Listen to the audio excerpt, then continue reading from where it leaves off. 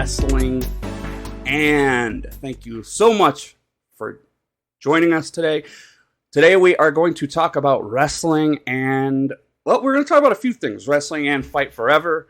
We're going to talk about the game that came out. We're going to talk about Money in the Bank a little bit and some other stuff. And as you just heard, my awesome and wonderful co-host, Justin at In-Ring Art. Justin, how are you? Doing well. Had a pretty busy week here. You know, hit up Disneyland, got Fight Forever, so it's been crazy over here. Haven't done shit the last few days, but that's a whole other story. Did you see Star Wars World in Disneyland? Yes, I did. I love it. That looked pretty sick. Like, I'm not a huge Star Wars guy, which Justin and I were talking about, but yeah. We'll say that the performers they have there look pretty. Like, did you see the Imperial March, or do they do that all day? Not this time. No, we did. Yeah, they have the stormtroopers will come through and like kind of question you, like you're a criminal and stuff. It's great. And you can hear their comms, right? Or did they have it or do they have it so it actually sounds like a comm, kind of a communication device? Yes, right. Yes. It's pretty awesome. Cool. Yeah, and they harass fucking people, but in a fun way. Absolutely. You ever had a bad experience with a Disney performer? No. That's good. I did when I was young. I was a bad kid, though.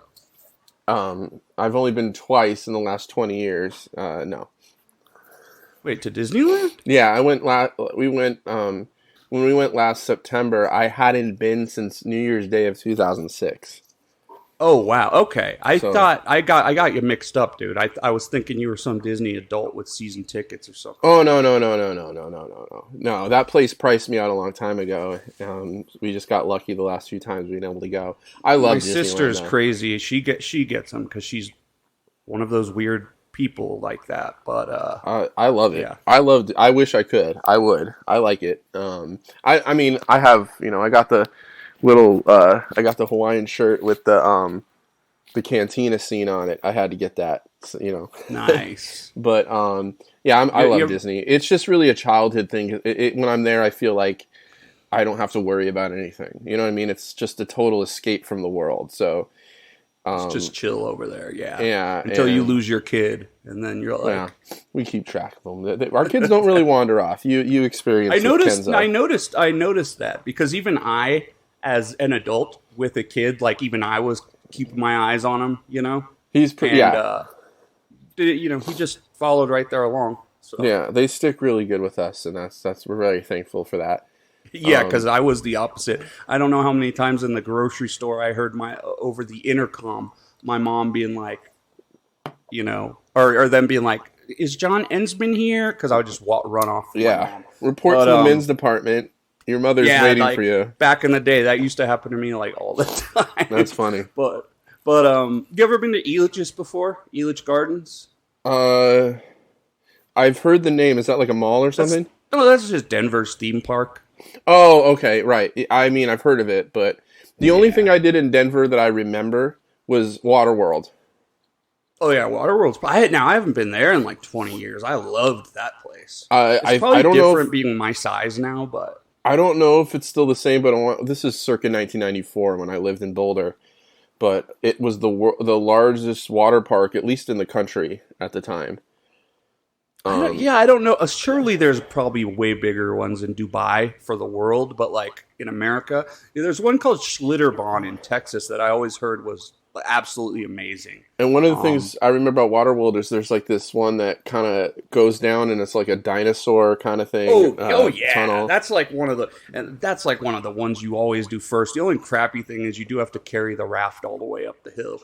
With your friends. Right. I don't remember the details, but I did go there, and it was almost like it was we obviously have water parks out here in LA. We have Raging Waters and all that stuff, and they're big. Wet and Wild. Wet and Wild in Irvine. I don't know if it's still there, but maybe it is. Okay. Hurricane Harbor, which is attached to the Six Flags. Okay. Raging Waters, but like I remember Waterworld had like legit theme park rides there, like that dinosaur ride.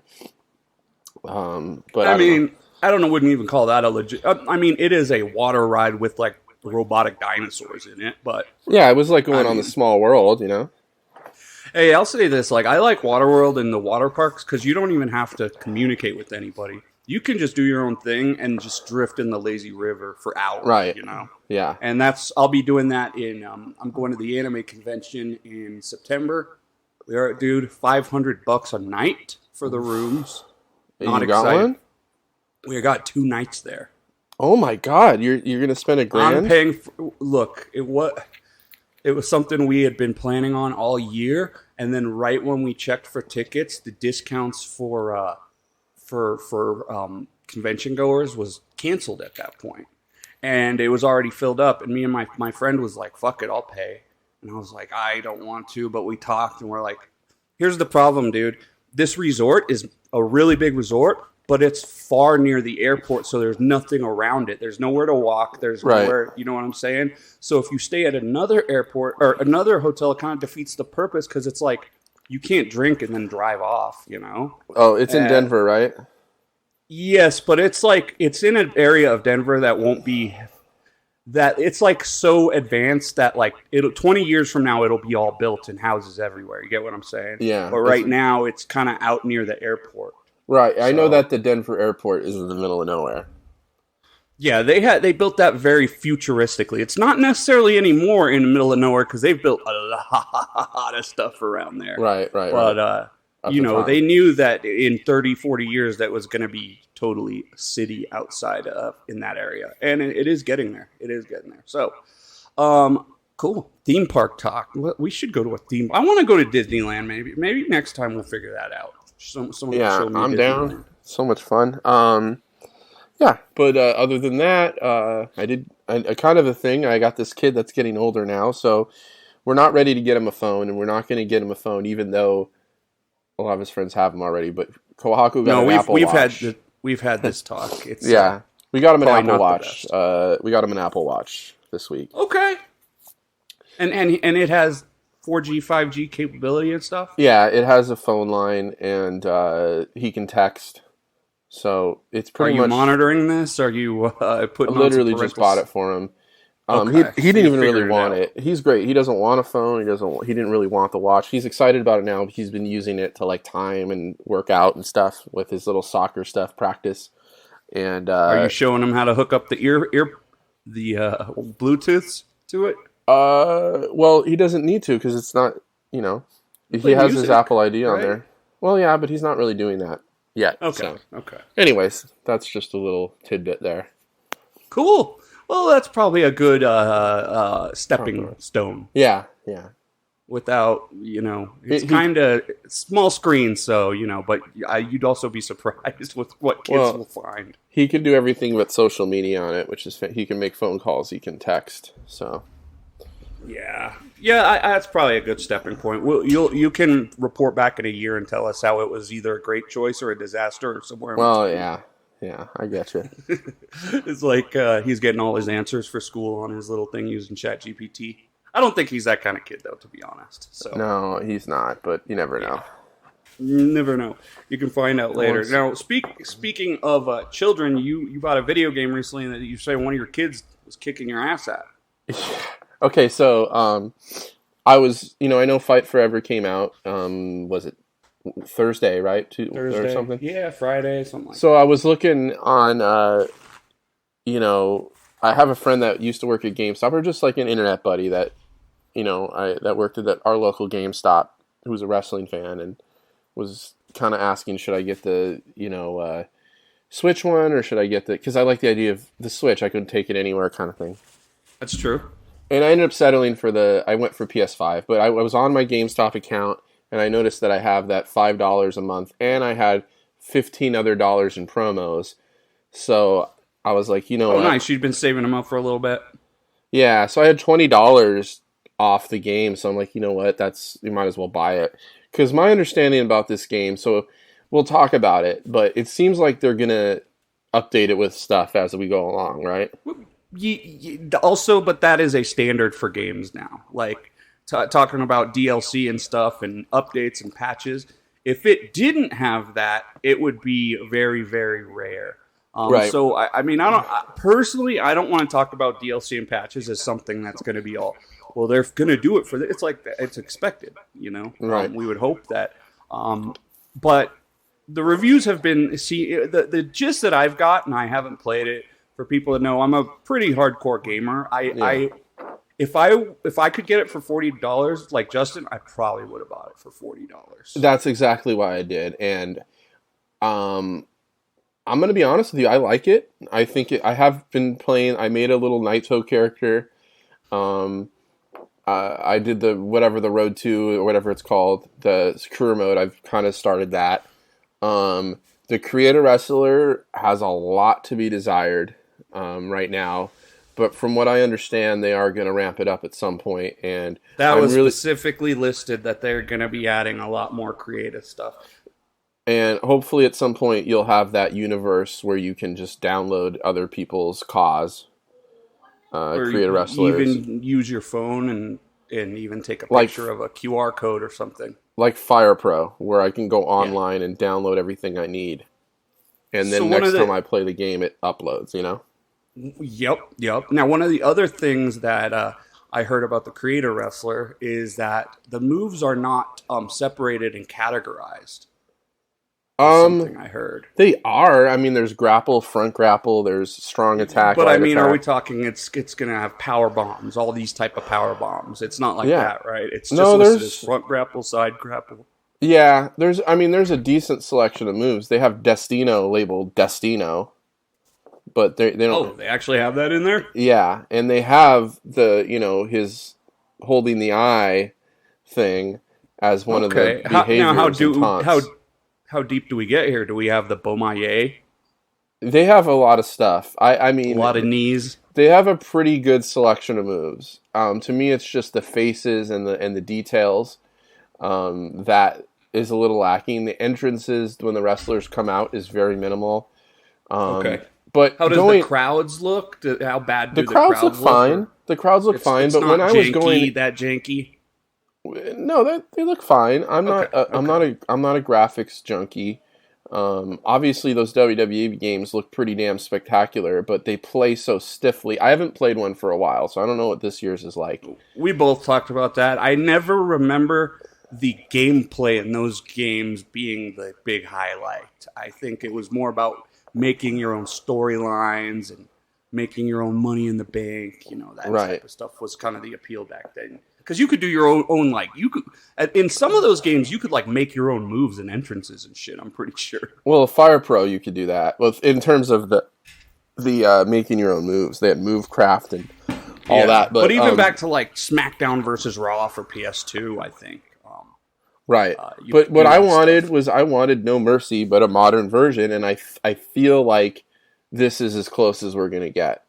That's what I've heard is the gameplay is the best part of the game, which it should be, right? Yeah, that's the most important, Yeah, so I think what they're gonna do looks pretty fun. Have you seen the Anarchy in the Arena that they're gonna do, or the Stadium Stampede? Yes, I have. Yeah. So that sounds really dumb enough to like I might have to get that for that. Are they gonna charge extra for that? I sure hope not. They'll probably do a battle pass on it. Do a battle pass where they'll charge. You can pay $20 extra for a battle pass for extra skins and shit. Right. We'll see how it evolves because I think the whole idea was this game. They're not going to come out with another one next year. This is going to be the base game where they make little add-ons here and there, and I love that idea. That would be cool to me too, and I don't have to pay $60 a year. More than once. Although with a lot of fighting games, to be honest, I do end up paying $50 a year on DLC. I own all the fighting games. I get OCD with them where I have to have every character, and I've probably dropped a couple $100 on characters I never played as. Well, I mean, when I waited till Fire Pro went on sale for PS4, and I still put probably $50-$60 into getting everything. And did you play New Japan Career Mode? Yeah. And got told off by Ibushi and stuff? And by Liger, I did the light heavyweight one, too, that they've released. Oh, okay. Which was really fun. They had Stardom stuff to it, too, didn't they? They had Stardom. They have everyone. Yeah. I mean, the only thing with... there's just, like... it's just a little... with Fire Pro is it just gets you just want to simulate matches. It takes so long to set all these things up that like you don't feel like playing them. You just want to watch the matches you create. I was one of the rare people that actually I enjoyed the gameplay in Fire Pro. My one big complaint is like it's pretty easy at first, but it quickly becomes very difficult to play against computers, especially in tag teams. I mean, because it's not about button mashing, and the computer is always gonna out time you. How much button mashing is there in this game? Because that's something that I'm not a huge fan of. Do you feel like you're constantly mashing buttons in this game? A little bit. And I hate button mashing games. That's why Smash Brothers to me makes no sense. I know it's a huge hit and people love Smash Brothers is not a button mashing game for people that are good at it. Just FYI, it's a button masher, dude. All you do if you don't know what you're doing. But that's what it is with every game. But people that button mash can win. It's like poker. Like you don't know what you're doing, you can win poker, right? No, I disagree with that. You could beat a great poker player by pure luck. But I'm not saying it can't happen. It's beginner's luck. That is a thing. But and Kenzo's been kicking my ass at Fight Forever. He's played a lot more than I have. So he knows how to counter and stuff? Well, it's just that he's so good at, like, you gotta hit. He's good, but you gotta understand, he's kind of a natural gamer. Because he was kicking my ass when I played other games with him. So I think he might have some kind of natural skill there. But also, a lot of that game is, you got to get on the attack with the punches and kicks first. And the thing is like, there is a little bit of, I think the countering should be better in terms of when you're punching. If you time it right, you should be able to block a little easier. And look, almost all wrestling games have this curse. Is it easy to Irish whip someone and then attack them off of the whip into a cool transition? Or is that still kind of awkward where they'll like run right into you and you both just stop? And look like this? Yeah. You can't really see. That happens. But I haven't... Okay, listen. My gaming on it, I need a little more time to get used to the controls. Okay. I've probably played for a total of a couple hours, but... Did you do the tutorial? A little bit, yeah. Okay. I'm still... I need to really sit down. You see, the thing is that he's been playing so much that I haven't really had the chance to really dive in until they go to bed. And I see. When he wants to play, I want to play you right away. And he's out there practicing on the dummy people. And so he's already really beaten good. Career mode. No, he hasn't done career mode. He just does practice mode and just like, I can't get a grapple in on the kid. Damn. You know, he's just punching me. He did we did the exploding death match and he one wing angel me like 5 times. What? And the ladder match, I was Moxley. And the ladder match, yeah, it was Moxley. So did he pin you after? Yeah. Oh, no, he got up and got he went up the ladder. You said you got the one-winning angel 5 times. At least you can say it took a lot to take you out of the match, right? Well, a lot of times he was just fucking with me. He was, playing with his food, really, after a while. He's played enough. He was beating the crap out of Abaddon and all that. Kenzo! Come here! Abaddon. That's a choice why they would put that Let's get your take. Here, I'll let him play. Come on for a second. All right, cool. We got a review going on, a live review. Tell us what you think. We got breaking news. Forever. Is this really Kenzo? Yeah. Kenzo? Yeah. Talking to the mic, brother. It's a fun game. We're here to interview you real quick about AEW Fight Forever. What do you think about it? It's actually really fun since if you're Darby and then you just pull out a skateboard because that's his weapon. You can skate around, get into the ring, and then Do you like the skating part? I heard you can jump off the skateboard out of the ring. Have you tried that? No, not yet. But you can get back in the ring, and then it would ollie onto the person that you're doing it to. So is that your favorite character so far? Have you tried out a bunch of characters? I have, but I think my favorite is definitely Kenny Omega. And why is that? It's just one-winged angel, and I beat that move. Yeah, I heard. So the one-winged angel is really what does it for you? Yeah. Cool. And you've been beating up the computers, though, right? Yeah. And have you made any characters? Have you made any of your own people yet? Yeah, I have. What's your character's name? Kenzo Frank. Oh, very unique. Okay. And does he do one-winged angel? No. Okay, so you're working on it. Well, I don't. It's like a hook suplex from the Superplex or something. Tiger Driver 91. Cool. Well, thank you for telling us about the game because we want to tell all our fans we want to review the game. So thanks for the report, Kenzo. We appreciate you, brother. Yep. You're welcome. Have a good one. You too. Straight from What are you doing right now? Just Quacky's playing FIFA. Okay. All right. So yeah, he seems to dig it, which is great that I buy the game and he gets to use it too. So that's the other great. thing also is we are hardcore wrestling fans. We are weird. We are not normal people. Yeah. So it's good to hear, even a kid, a little more naive. It's nice hearing a kid say, "Oh no, it's just a fun game," because that's really what matters. Yeah, and he's not a huge wrestling fan. I mean, I know he went to the NXT show, but he's not like a huge wrestling fan. He's a wrestling by proxy. Right. I mean, he'll go to shows. He'll go to a show. He's down, but he's not going to sit there and watch it on TV with me. So he's not watching Raw every Monday. But bottom line about Fight Forever, since someone that paid a pretty decent deal for it, I got it for PS5. It's a work in progress, and I knew that going into buying it that it wasn't going to be perfect. But if it evolves along with the way that they're saying, it's going to be a really fun game. I actually think it did slightly better than I expected. I was real worried that this was going to be a bomb. I know that the delays were a concern, and I know that people weren't really in love with the graphics, but I was just so desperate to get like a great gameplay in a wrestling game that I just didn't care. Different. At least something different, man. Yeah. I mean, not the same shit. I mean, we've had two options for years, and those games are wildly different. So getting something that's kind of in that old school spot with 3D graphics and characters we know and like that are modern wrestlers, it's pretty cool. So I'm excited that Stadium Stampede's going to be a 30-person battle royale in a stadium. Much fun. Sounds fun. Which sounds absolutely ridiculous, but that could be pretty fun because if we can throw each other off of like ledges and stuff, oh yeah, that's going to be like, can you just kill someone by throwing them off a ledge? And is that going to be like an online mode, like a 30 people fighting each other in ones? So that's going to be like a Fortnite kind of deal. Yes. The last man standing, and there's going to be golf carts and horses to ride and weapons with different strengths. That is very innovative, and that sounds exciting. And I don't. Well, to be fair, it's been done already. A wrestling Fortnite game. It's been done already. Really? What is that? It was what was that game called? It actually came out just like 6 months ago. Wrestling for what was it called? Bruiser City or something. It's called Brawler City. Rumbleverse. It was okay.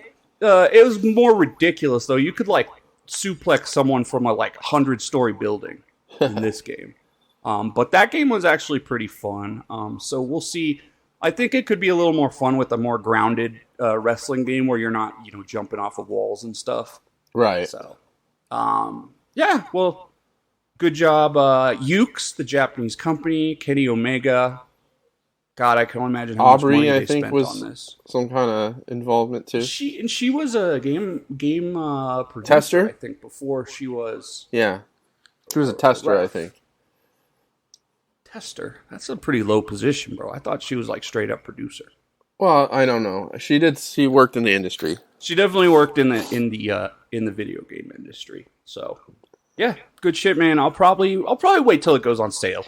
Give it some time. Especially by the holidays, I bet you it'll drop down 30, to 40 $39. bucks. Yeah, exactly. At that point, maybe I'll get it for the Switch just to have it. I don't know. We'll see. Now I know you say you're not a graphics guy, but I will say this: those Switch graphics do look real bad to me. But I know. Look, it's some people are into that. I heard it wasn't a huge drop off. Maybe it's just the graphics are just not that great in general. I watched a YouTuber that I've been kind of discovered a couple years ago. It was RGT85. You heard of that guy? No. Really? And he kind of gives. He's a wrestling fan, but he also does a lot of Switch reviews and. He was showing the graphics and everything, and he said it's not a huge drop off, but there's definitely a difference. But there was a little bit of lagginess to the Switch, but not awful. It was still very playable. But you know what though? Like, excuse me, I don't want to cough all over the place like I did in the last episode. It's okay, bro. It's your place. Anyways, not coughing on the listeners. I really felt like since there was such involvement, so a guy like Kenny Omega, who's a huge gamer himself, I don't think he was going to let it.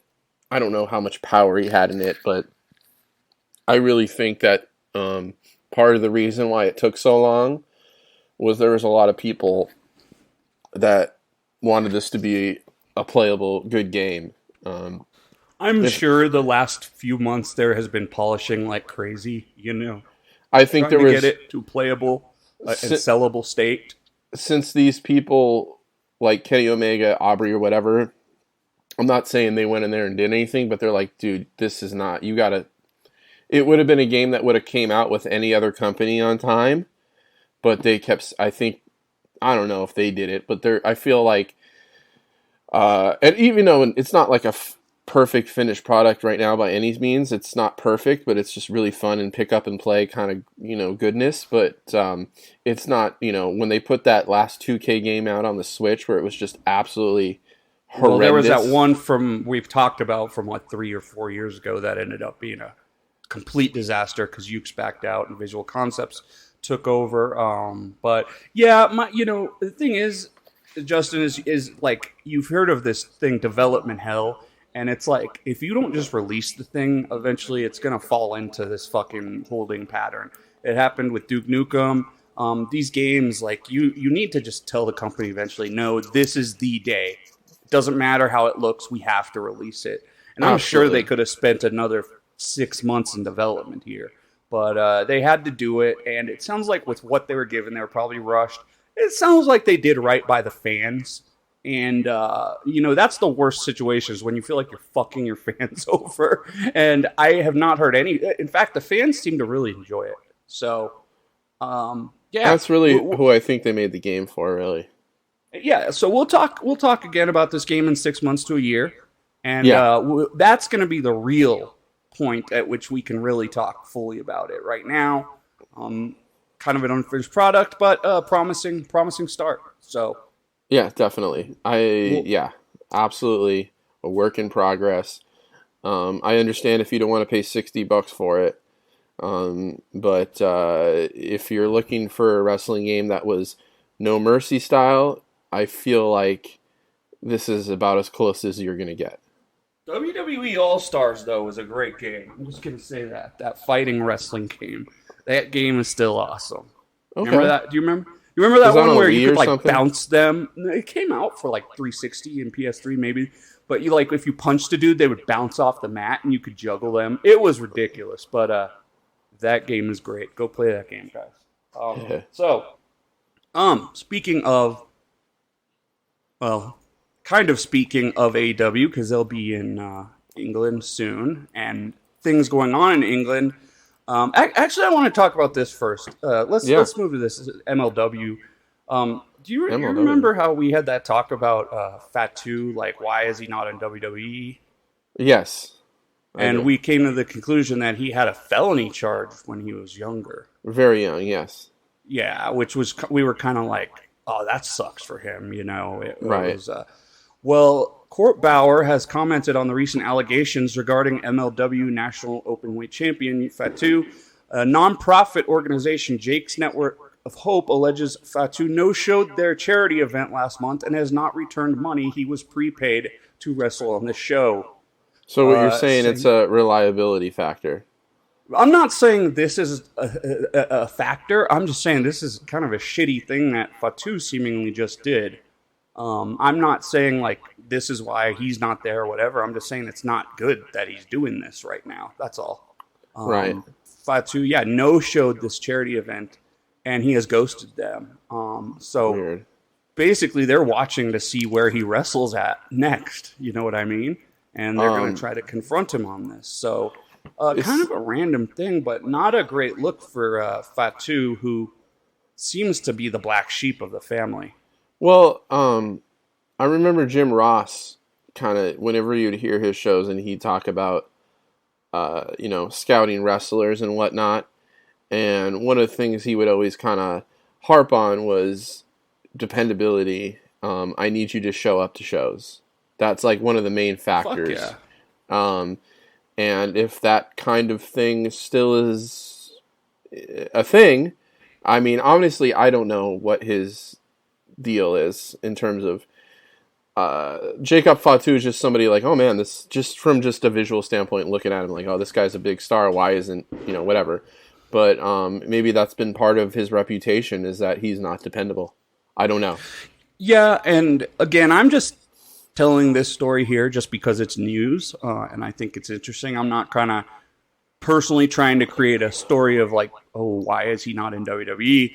I just thought that this was interesting and not a great look. Sure. I guess we will. This is just a quick one. We'll cover it more in the future, and hopefully, it was just a misunderstanding. And the motherfucker's not dipping and hiding, because oh yeah, I mean that would be bad. Let's see. Hayashishita will be wrestling for GCW soon. Right, I saw that. Not in LA though. I don't think. No, she's doing a little East Coast tour. So I was kind of sad you didn't get to see her in LA, but I thought that was cool. So yeah, Hayashishita is going to be wrestling in Hartford and in New York City. So if you are in the East Coast area, this could be a once in a long time opportunity to see one of the best female wrestlers in the world. Totally. We had Money in the Bank this weekend, man. We did. I did not watch all of it. I should catch up a little bit. I turned it on, and it was John Cena, and I was very confused. And he talked for a really long time. And then I turned it off and watched the highlights later. So here's the thing. I did see, I had someone a very cool person that's bought a lot of my art, is a huge Seth Rollins fan. And I love Seth Rollins too. And I remember when they had the whole, I think we talked about it last week. They were saying, Kenny and Will Ospreay had this amazing match, and he's like, Seth and Finn are taking notes or whatever. And who said that? Just somebody like, they're going to have, Seth and Finn, who are amazing wrestlers. We no doubt about it. If they were given the type of time and platform, could put together a very good, I'm not saying it would be Omega and Ospreay, but they could put up a very comparable match, right? In a different company. In a different company. And I was typing something up, but I didn't really want to sound like a dick or a gatekeeper. But my point was, and I talked about it last week, and I told you I was spot on about it. WWE doesn't have the type of platform to make that kind of match. No, they don't. I mean, they don't allow the platform for that type of match to take place on their shows. In their company. No, it happens every once in a while where you have a great match, but it's always like we talked about last week. It's a Sheamus versus Gunther 17-minute, 48-second match in the middle of a card where they just beat the shit out of each other just by happenstance. Yeah, or NXT from back in the day, obviously, but that's, I guess, a whole different thing. NXT was a whole different thing, and those days are over. Those days are over. So yeah, when you're talking modern, WWE, you are right. I was thinking about this recently and listening to Dave Meltzer talk about Japanese and American wrestling, and WWE is one of their huge things is repetition, getting you hooked on popping for these things. And there's there are twists and turns, but they usually keep those for the main stories, Well, that and very narrative driven stuff, right? Heavily narrative driven. And those stories are drilled into you. These are not subtle stories like in, something like New Japan. These are stories that we've seen 20 promos leading up to it. And you're right, man. And it's been that way. It's been that way forever. I mean, it's been that way since I saw Kenta join, WWE, or since I saw, and you just see these wrestlers become shells of their former self. And I don't know how they are taught that or what that involves or what that, I mean, I don't know, man. But the argument is this, I know there's a lot less chance of somebody getting hurt injured in the match that Finn and Seth had than the one. And there's a huge argument that could be made to say that. Absolutely, I agree with you. Some of the shit in that match was. I was talking to my uncle because I found the match from my uncle. I sent it to him. He's like, "What a freaking amazing match!" But he's like, "But after that one spot where he dropped Kenny on his head, like I almost couldn't watch the rest of the match." When he did the Tiger Driver 91, I'm like, that's a move that a lot of Japanese wrestlers have done traditionally or whatever, the Misawa or whatever. But not since 91. But that has always been one of the things about when I have my uncle watch New Japan. He's like, these matches are phenomenal, but man, did they just drop each other on their heads too much, and it's a little cringe in a way. But I mean, when we saw Eddie Kingston and Jericho do the same thing. Some months ago. I mean, it's those spots they like to do. Kenny's came out and talked about that. But okay, we're talking about Money in the Bank though, and I do agree that platform, the style, it's any number of things. It's a way that the crowd is conditioned, kind of. Yeah. What they pop for, what they're allowed to do as far as counters and stuff. The counters. There's a lot, unless it's a huge main event match, there's a lot less subverting your expectations in WWE in a way. There might be a Money in the Bank cash-in or something like that, but for the most part, you kind of know what's happening. And part of really, really good wrestling to me is being able to really kind of trick the audience, but not where you're laughing at the audience, tricking them in a really clever way, I guess. And maybe I'm getting a little too philosophical here, but I feel like there's a little less of that in regular WWE. Although Money in the Bank had some great spots. Yeah, and listen, I didn't watch the men's Money in the Bank match. I just watched the women's because by the time the show came on pretty early out here, and I was running some errands. Was it 11 or something? It came on at 11, and I was running some errands out earlier in the day, assuming it was an afternoon show. Then I realized kind of halfway through, I'm like, oh shit, this show starts at 11. And by the time I got back, I wanted to watch live. So maybe that's something I'll piece together. And I did see the women's Money in the Bank match, which was pretty good. But when I saw Damian Priest had the briefcase, I was like, I don't really need to rewatch that right away. And then, of course, he did the little tease. And, that's where in that Seth and Finn match, right when I saw that happen. Into us. And as soon as I'm like, okay, so this is going to there's the story narrative. Of course, you had a little bit of that in the Omega Ospreay match with Don Callis and everything, but true, yeah, they're and AEW actually does use a lot more interference spots than they did in Japan too. AEW being kind of a hybrid, although the wrestlers can really just do whatever the fuck they want, which is a pretty big difference. But I'm gonna look it up because I'm curious just to tell you because that match was 40 minutes, the Omega. But let me see how long this match was with Seth and. No, it was what was it, 13 minutes? I think, something like that. No, dude, they weren't 12 minutes and 30 seconds. I said. No, that was not going to get 40 minutes, bro. It's not Roman Reigns. That's not why people were paying to be there. These people that thought it was going to be this amazing match, it's like, dude, there is how many matches do we talk about a year in WWE that are like that? It always happens on accident. It's not ever...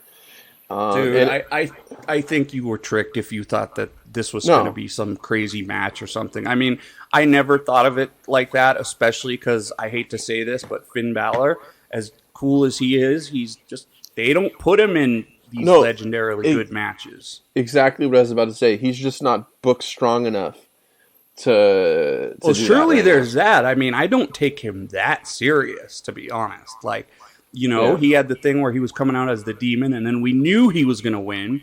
And then I think he lost as the demon to Roman Reigns, and then he stopped coming out. It's like, I love Finn Balor. I think he's great, but no, he's not. He's not in that kind of spot. He's not presented that way, yeah. No, not at all. And in WWE, there's only 2 or 3 guys that are. And if you put Seth Rollins against Kenny Omega or Will Ospreay, he's going to have a match that's going to be match of the year quality. I would hope so, but this thing, WWE too, it really affects people's confidence when they leave WWE. Maybe not him because he's been a top guy, but I mean, God, it took Kenta how long to actually get back to being himself? Can I be honest with you? Kenta was pretty banged up when he came back too. I think Kenta went through. And he's old. And he's older. WWE. And he's older. Yeah. But yeah, we forget that he spent literal years sidelined in WWE. Yeah, he barely wrestled. He was probably 2/3 of the time he was with the company, he was injured. There was 2 injuries in a row that were like year long. So yes, you're 100% right about that. But it's just I see it a lot. Some people are different. You know, Mercedes Moné, she came looking like she never was in WWE.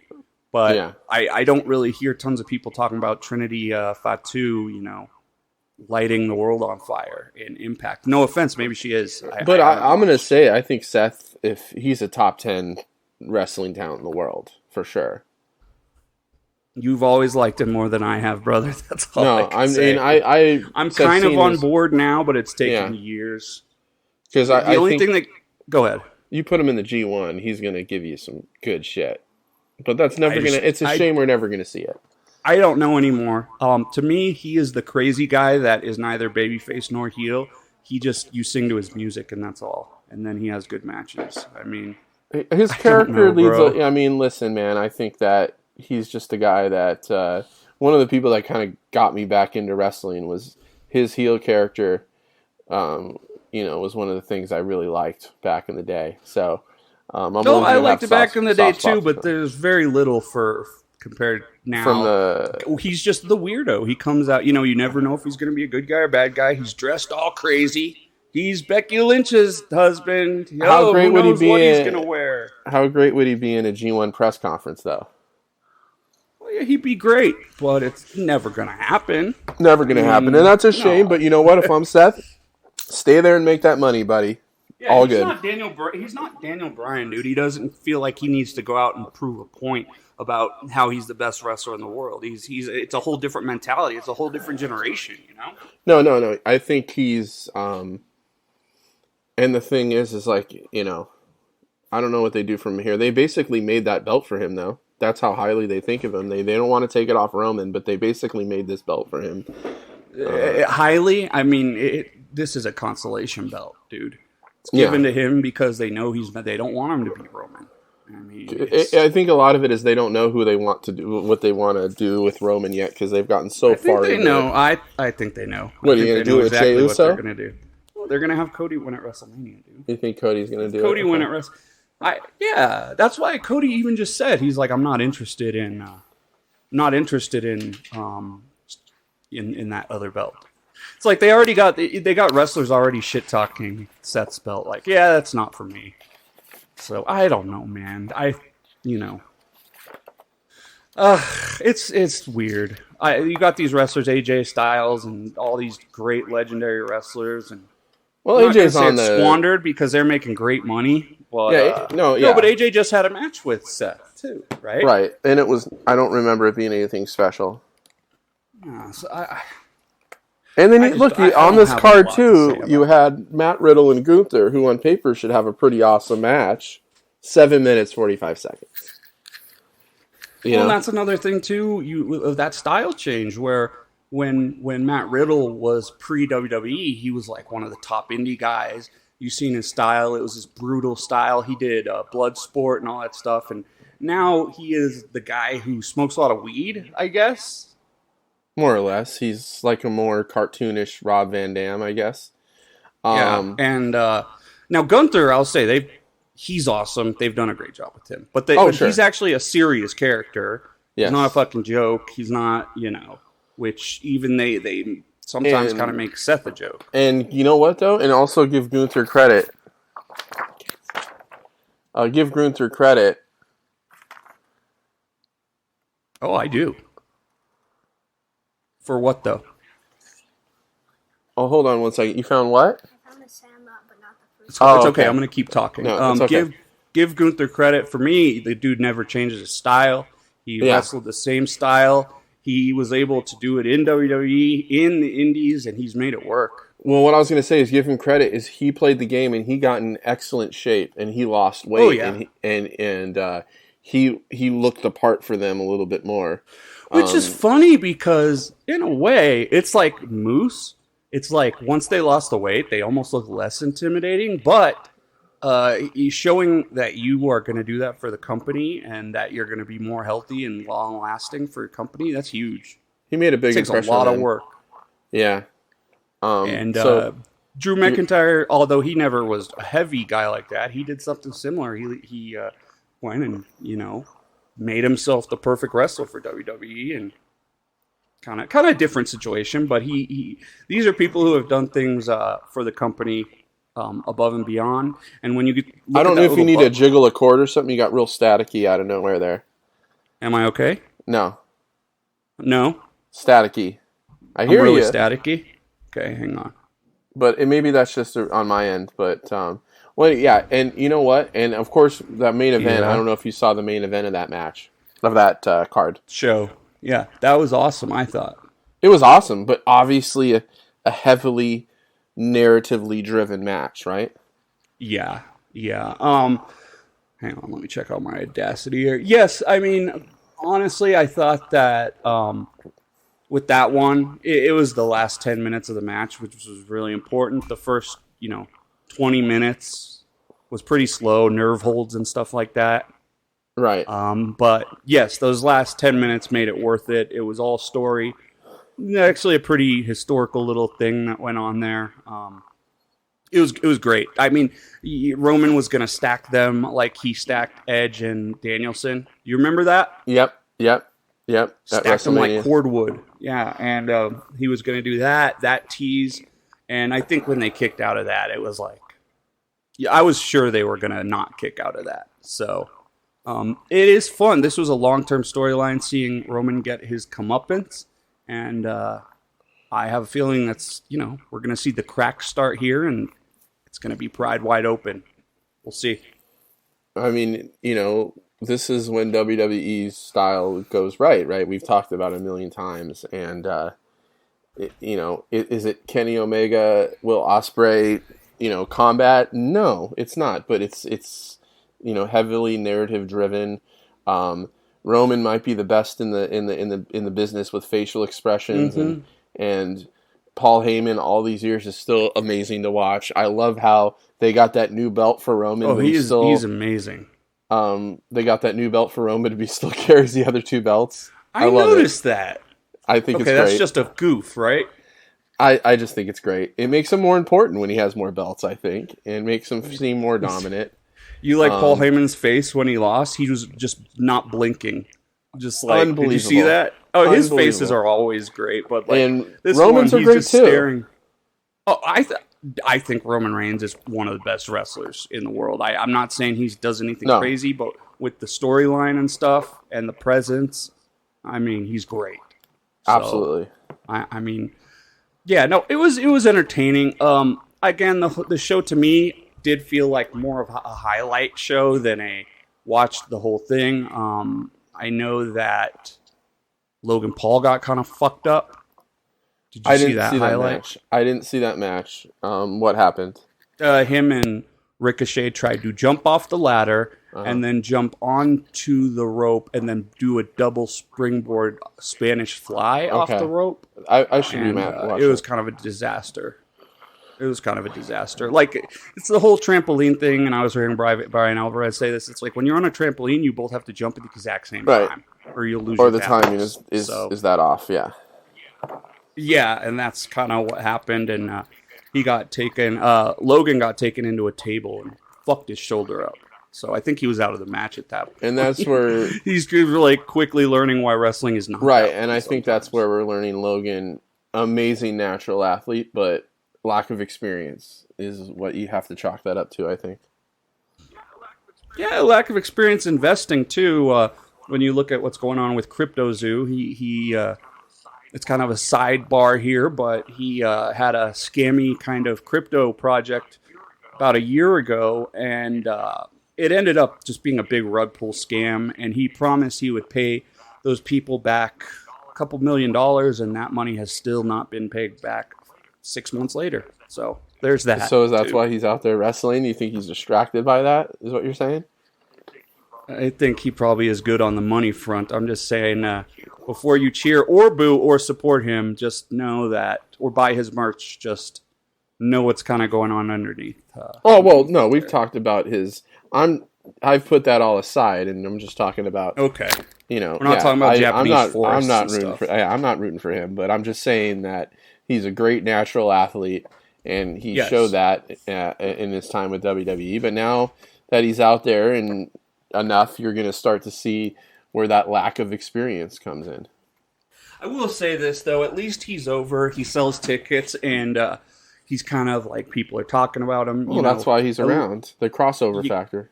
Well, I look at like someone like Ronda Rousey, and to me now she's just a mid-level WWE wrestler. Well, like I don't see the wow factor from her anymore. Yeah, well, I was never really a fan of hers, but I get what you're saying for sure. Yeah, and then she even might be leaving soon, I think. So to where? Just to not do anything, I guess. Her partner turned on her. Right, I saw that. Money in the Bank. So we'll see what happens there. Women's tag title, not interested in that. To be honest, I am very interested in the fact that Io Sky won the Money in the Bank. So the theories that I gotten are that Punishment Martinez, what's his name, Damian Priest. Yeah, he. The idea is that he might fail at cashing in because they don't do that often, but they kind of need to do it sometimes because it is a possibility. Well, they did introduce the whole idea of cashing in with a different title. Yeah, and I hope they don't get too crazy with that either. I don't want to. I don't know if a title's over, right? Then whatever. It's all good. But I think Austin Theory did that last year for the U.S. Championship. That's what I'm saying. Yeah, that was the first time I remember that being done. Yeah, I think that Io will be a champion though. I think they're grooming her to be a champion, and I think that's awesome. I think it's great booking. She's great. I've seen her live. She's amazing, and just it makes me happy as a Puto fan to see these Japanese women being so successful in WWE. It's really amazing, but it shows their hard work and the trust that they've earned from the company. Oh, sure. Definitely. So, I mean, I've talked about it before. Asuka's future Hall of Famer, and this could be Io's chance to get into that mix. So, pretty exciting booking. And again, you saw the finish to the women's Money in the Bank match? Yes, I did. Yeah. Nice little symbolic thing there with her climbing over her partner on top, right. Just climbing physically on her partner. Yeah, that was good stuff with Bayley for sure. Yeah. Yes. I liked it. So, yeah, it seemed like a good show. What do we got coming up here? Nothing in the next couple weeks, right? We're free and clear. Oh, we have New Japan stuff tonight. Yeah, the New Japan Strong 4th and 5th of the July pay-per-view. We'll figure that out because it's pay-per-view. We think it's done that it's a pay-per-view, and so do you. Because we get Dominion for $8 a month, and then I have to pay $30 to watch Oscar Luebe. So I want to see Moxley and Desperado though. So I know we all do. I mean, so tonight they have they have the great names for these. Tonight is like the dramatic death match, right? So or the tag match with Jun Gasai. Mm-hmm. Yeah, and then tomorrow is going to be Final Death. Interesting, fun. So I don't know why these two guys love the death stuff so much, but they do. And we get two guys from across the pond, totally different countries that both love the same thing. Let them go at it, right?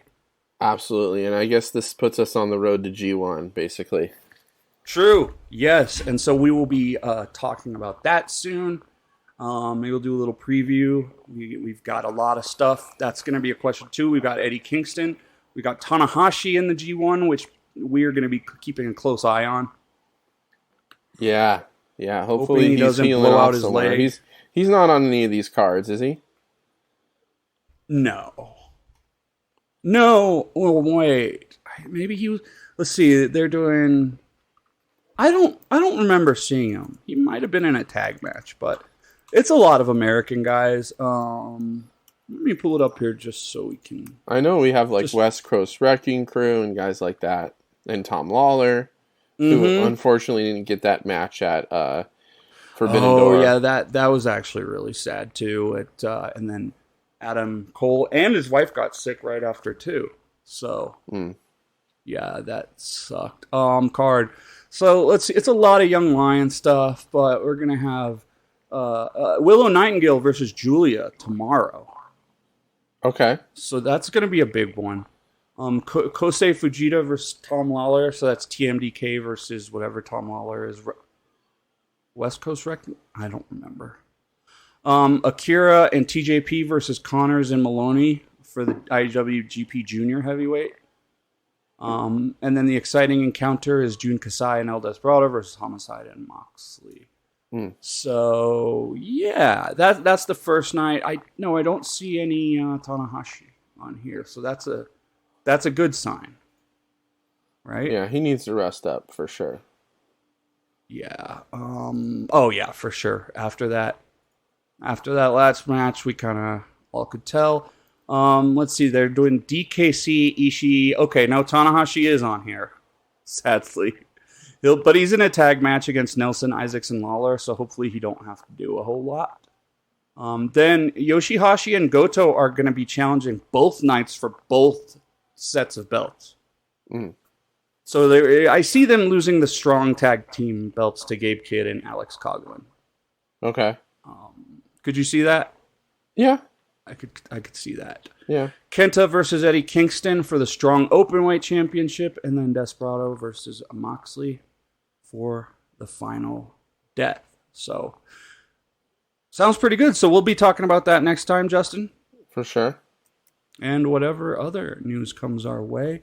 We've gone about 57 minutes. I wanted to go about an hour, so unless there's anything else you wanted to say, Justin?